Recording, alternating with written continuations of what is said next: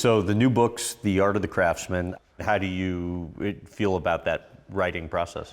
Oh, I love it. I'm trying to go for the hat trick. What's the hat trick? 3 New York Times bestsellers in a row.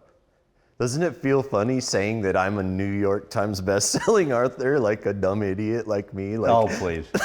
well, no, but I mean, I have trouble saying it myself. I'm like, I think I'm kind of shy about it that I'm a writer, because I don't know, it doesn't fit the whole like tough guy, welding, bikes, guns.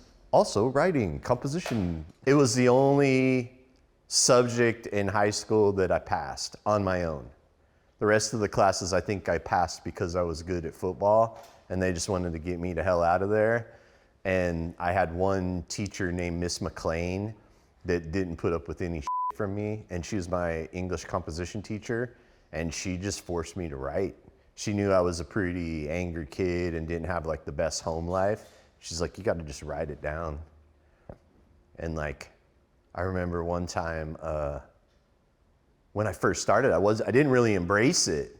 I was probably a sophomore in high school, and I wrote down, had to write a poem or something, and I just wrote down like the lyrics from this like punk band, the Descendants. I just wrote down the lyrics from this song, and she busted me. She's like, you don't plagiarize stuff, you need to just write. And then I ended up writing like my senior class poem in high school. I don't know, I think it's like an outlet, like for all the crazy stuff going around in my head, and I think this book is Wait, and in what way is it an outlet for you?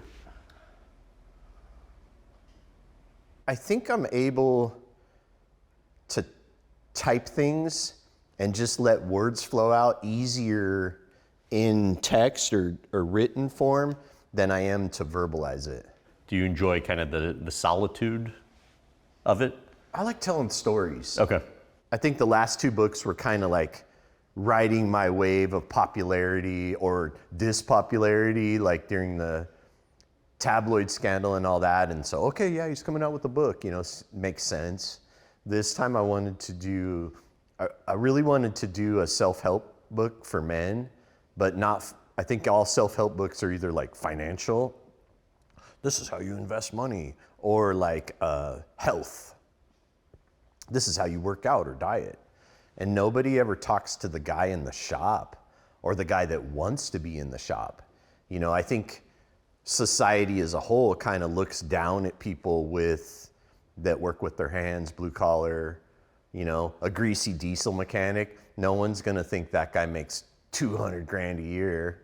No one realizes like the people with the highest sense of self-value are people that work with their hands, because you're like literally taking these things, doing something with it and fulfilling yourself, supporting your family, everything else. So it's like a really pure form. And I just wanted to like, in any way people can contact me.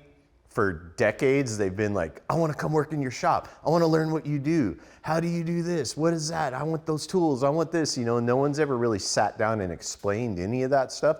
And trust me, I study a lot of contemporary artists because I think 50s, 60s artists, they had to have a work ethic, and you're selling paintings and making money, and there was a strong desire, so you had to like match it with work. You know, if an artist was lazy, you didn't really make money. You said when you first got into entrepreneurship, you didn't have a 5-year roadmap, you didn't have a solid plan. Explain that.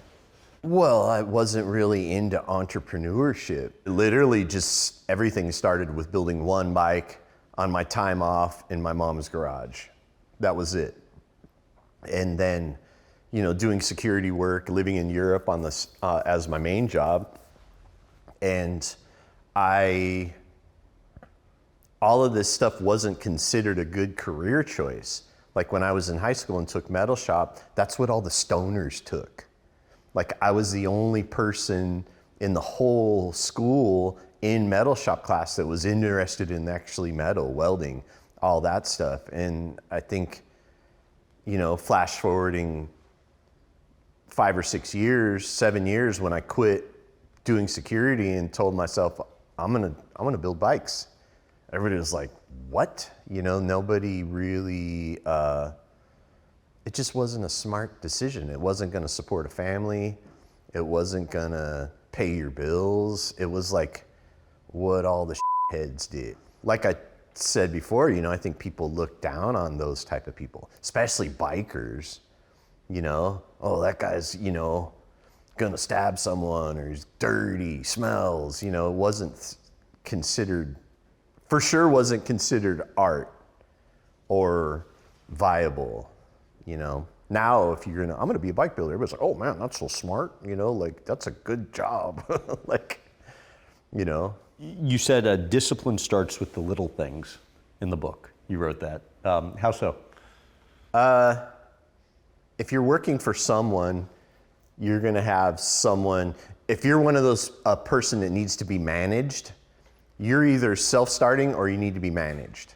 So if you need to be managed, you're gonna have to have someone over your shoulder. Okay, do this job. Okay, I do it. Okay, now after you're done with that, do this.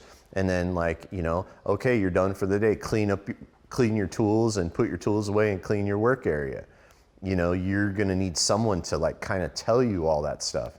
If you procrastinate and don't have discipline to do that stuff right when you need to do it, then you, then it screws up your whole next week. I've just seen a lot of people that just don't handle, you know, wait till the last minute, and then when time comes around, and then all it does is like stack up, and then you miss deadlines, you piss off customers.